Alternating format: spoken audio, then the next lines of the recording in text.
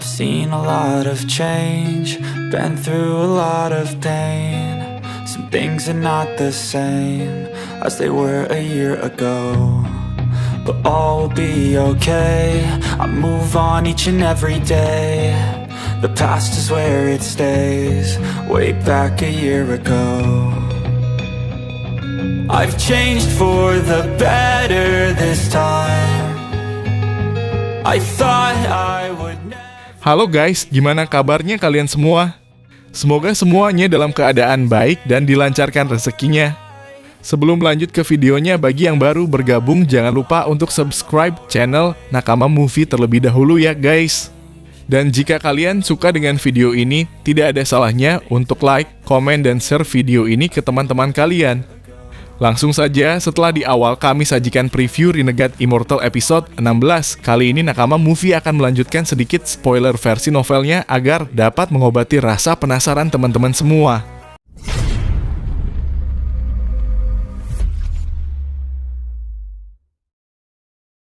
Setelah Wang Lin keluar dari gunung berapi, dia menggunakan kesadaran ilahinya untuk mencari iblis Xuliguo. Karena dia berhasil melarikan diri ketika Wang Lin mengejar San Youchai dan berhadapan dengan binatang api. Tetapi hanya beberapa jam Wang Lin bisa langsung menemukan iblis tersebut karena sebelumnya Wang Lin telah menanamkan kesadaran ilahinya pada binatang yang dimakan oleh iblis Xuliguo. Wang Lin menemukan iblis Xuliguo di balik tumpukan mayat yang sepertinya juga telah dilahap olehnya. Sehingga kekuatan iblis Xuliguo meningkat ke tahap puncak pembentukan fondasi dan memasuki tahap formasi inti semu.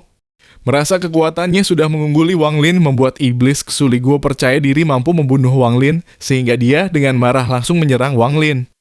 Tatapan Wang Lin menjadi dingin saat kilat merah muncul dari matanya. Iblis tiba-tiba menjerit saat petir menyambarnya. Dia dengan cepat menghentikan serangannya dan mundur.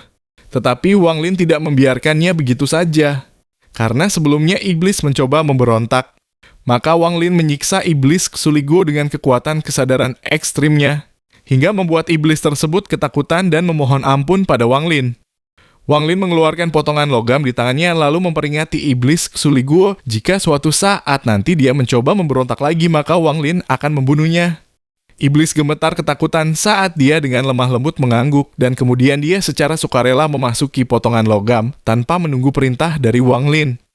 Setelah urusannya selesai, Wang Lin segera pergi sebuah pegunungan, lalu masuk ke dalam gua untuk melakukan pemulihan, sekaligus memeriksa tas penyimpanan yang dirampasnya dari San Youchai dan kakak seniornya. Wang Lin mengeluarkan 3 batu giok dari tas penyimpanan yang berisi tentang metode kultivasi sekte iblis jahat, yaitu teknik tanpa pengekangan yang memiliki 6 tingkat dan berfokus pada kekejaman, di mana persyaratannya sangat ketat karena harus membunuh 1 orang setiap harinya jika ingin mempelajari teknik tersebut. Meskipun metodenya relatif lebih praktis, tapi Wang Lin tidak tertarik sama sekali dengan teknik tanpa pengekangan tersebut.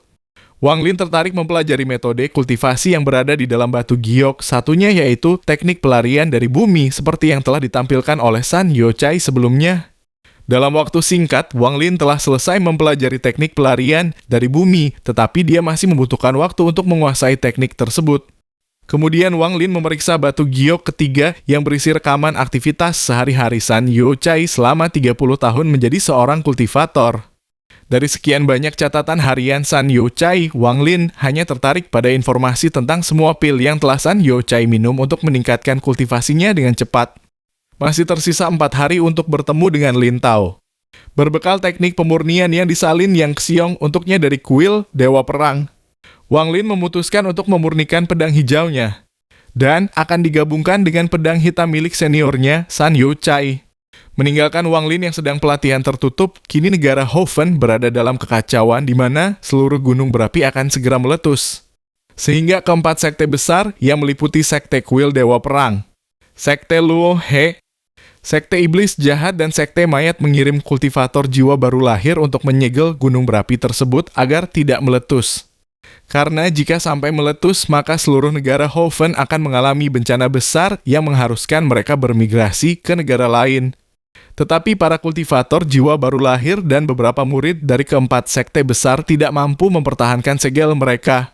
Sehingga salah satu gunung berapi mulai meletus, yang diikuti dengan keluarnya binatang roh api. pada saat gunung berapi tersebut memuntahkan lava setinggi ratusan kaki. Sekumpulan binatang api itu menghancurkan segel di semua gunung berapi yang menyebabkan gunung berapi di negara Hoven meletus satu persatu. Akibat dari letusan gunung berapi tersebut, seluruh negara Hoven diselimuti oleh energi spiritual elemen api yang ganas dan sangat berbahaya jika sampai memasuki tubuh. Oleh karena itu, keempat sekte besar negara Hoven sepakat akan bermigrasi ke negara Xuanwu. Tetapi kultivator negara Hoven harus siap mengalami pertarungan dengan kultivator dari negara Xuanwu. Yang bisa saja mereka tidak mengizinkan negara Hoven bermigrasi ke negara Xuanwu.